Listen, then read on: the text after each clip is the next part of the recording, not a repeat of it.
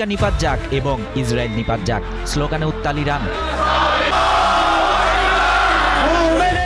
রোববার ভোর হওয়ার সাথে সাথে ইরানের সর্বোচ্চ নেতা আয়াতুল্লাহ আলী খামেনির মৃত্যুতে যেন থমকে গেছে গোটা বিশ্ব।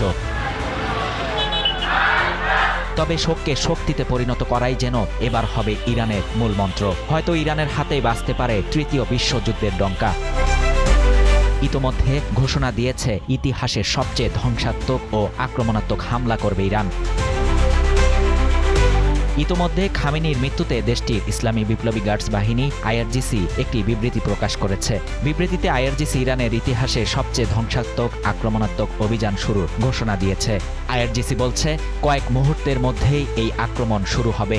অধিকৃত অঞ্চল ও আমেরিকার সন্ত্রাসী ঘাঁটিগুলোকে লক্ষ্য করে এই আক্রমণ চালানো হবে। এক্সট্রিম মশার কয়েল প্ল্যান্ট ফাইবার দিয়ে তৈরি, ডেঙ্গু চিকুনগুনিয়া বাহি সহ যে কোনো মশার বিরুদ্ধে দেয় এক্সট্রিম সুরক্ষা।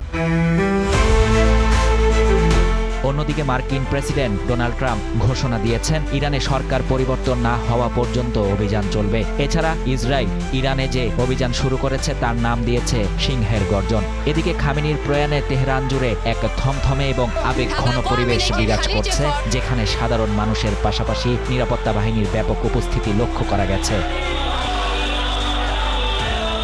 ইরানের সর্বোচ্চ নেতা আয়াতুল্লাহ আলী খামেনির মৃত্যুতে শোক প্রকাশের জন্য তেহরানের রাজপথে জড়ো হতে শুরু করেছে সরকারপন্থী বিশাল জনতা।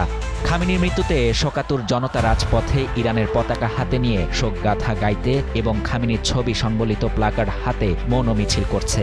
দেশটির রাষ্ট্রীয় সম্প্রচার মাধ্যম IRIB থেকে প্রাপ্ত ফুটেজে দেখা যায়, হজরত ফাতিমা মাসুমে মাজার প্রাঙ্গণে উপস্থিত ইরানিরা আমেরিকা নিপাত যাক এবং ইসরায়েল নিপাত যাক বলে স্লোগান দিচ্ছিলেন।